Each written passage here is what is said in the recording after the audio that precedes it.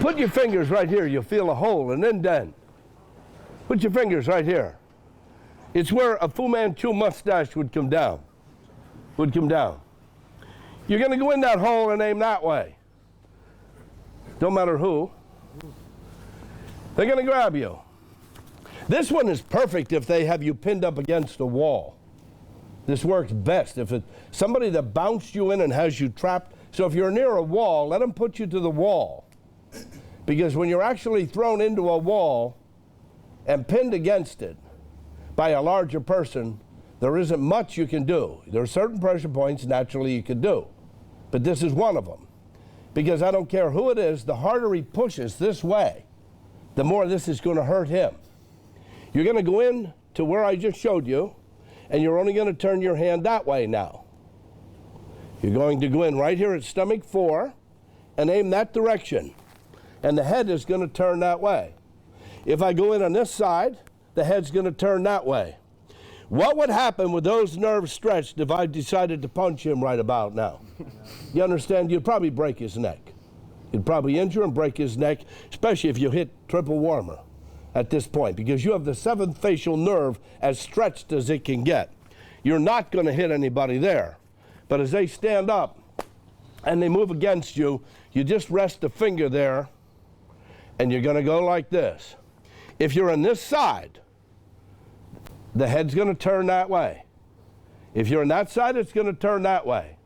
That pressure point, like this one releases the wrist, this releases the elbow, that releases the wrist, the neck, I mean. In ground grappling, you have to be careful to use that.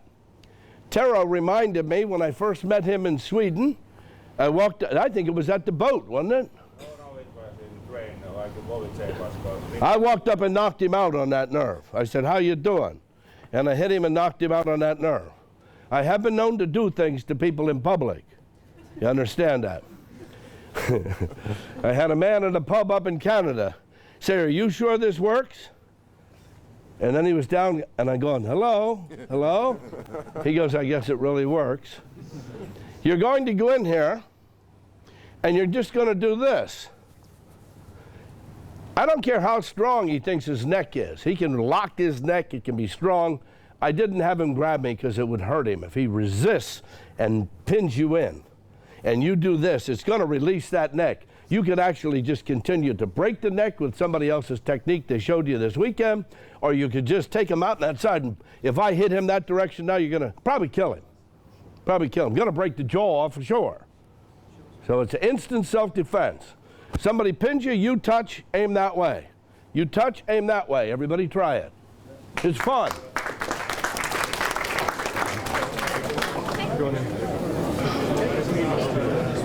That involves nerve, mental frame of nerve, and chi energy. You can mess that up many ways. You have to be careful. A lot of forms that I do that strike this way, I have that little knuckle that would go in that hole. And actually, if you struck hard, if the person had you hard, I think you'd break or sprain the neck with the strike, because it releases the neck. You felt it. That's just from doing this. The harder he thinks he can hold you, the tougher he thinks he can hold you, the easier it's going to take him out. Got that? When I get in my study, if you get the book called Gray's Anatomy, it's a physiology book, but a Gray's Anatomy, not the TV show. I have no idea what that's about.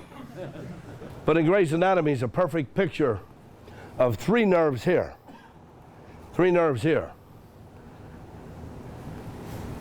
Not these now, but between here and here, you have 1, 2, 3.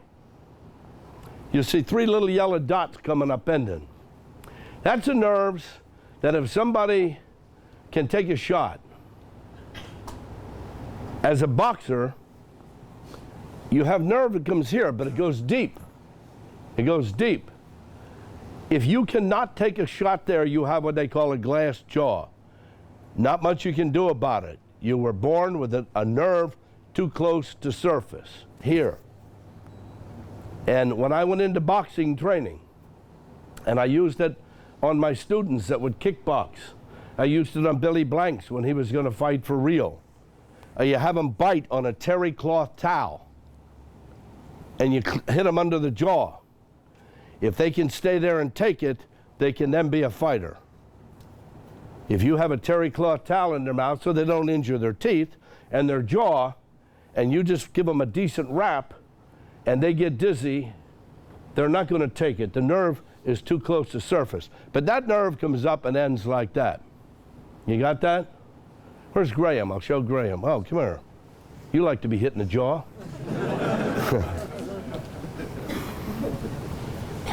You got, this side of the body is yin.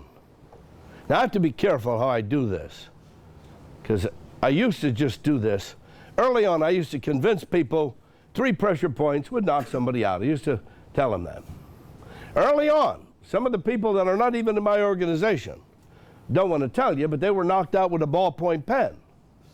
I took a ballpoint pen, just went doink, and they pass out. Some people have a hard time dealing with that you can knock them out so easy.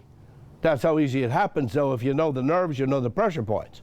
And you have 361 places to attack, and each one's as big as the 10 pence or a US quarter. But you have 3 nerves, not here now, but you feel here, and you feel a little nobule. Feel a little nobule right there. Go dead center. Right here, and you'll feel like a little, like you have a pimple. That's where the nerve ends.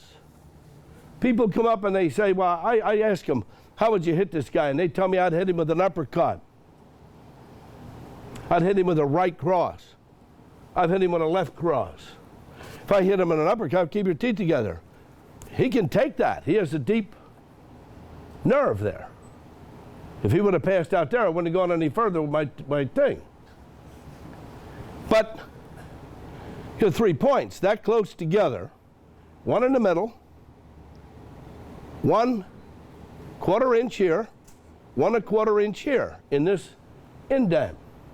This side of his body is yin. That side of his body is yang. I need a nice yin lady. Come here. You seem yin. I was looking people over. Take your finger. Take this finger.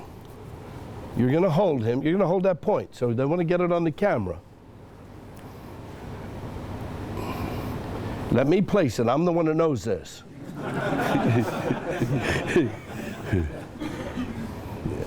I think she's fallen in love with you.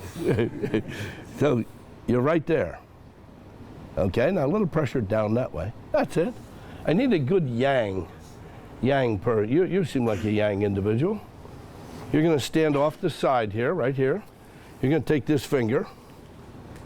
Now this is the ideal situation because I got yin holding his yin side, yang holding the yang side, and I take that finger and we just go in the middle to hunt. It's right there.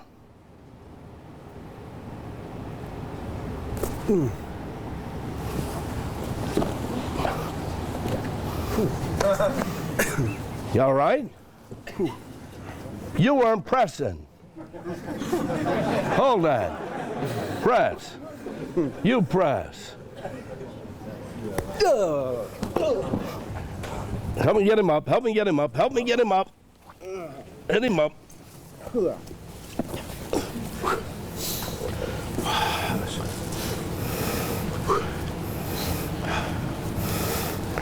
You see the pupils, how dilated? It immediately affects the eyes. You know it's a knockout if the pupils get dilated. You know it's a knockout. Stay there. You have moves in katas. Thank you. Thank you for him.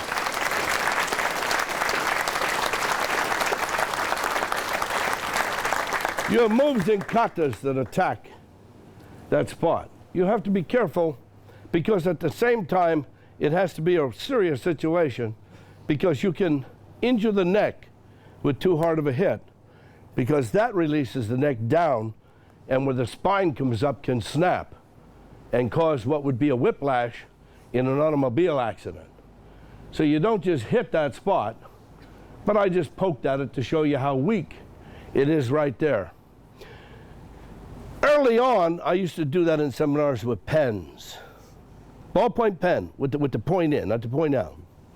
And I'd have you hold a pen, you hold a pen. I'd take a third pen and go doink, and down they would go. Because I was trying to convince people, one pressure point causes pain, and it's area pain. 2 pressure points cause the pain to meet in the middle. 3 pressure points causes somebody to blank out. I used him because he was up behind the camera, and nobody had been hitting him. Well, I didn't want anybody that I was wailing on, or that you were doing this and doing this and doing that. So I wanted to use a fresh face. Was anybody hitting on you? Oh, come over here. You better go back to camera. I have moving cut that goes like this. It's one of my favorite techniques. Because when I learned that moving kata, oh, do you volunteer?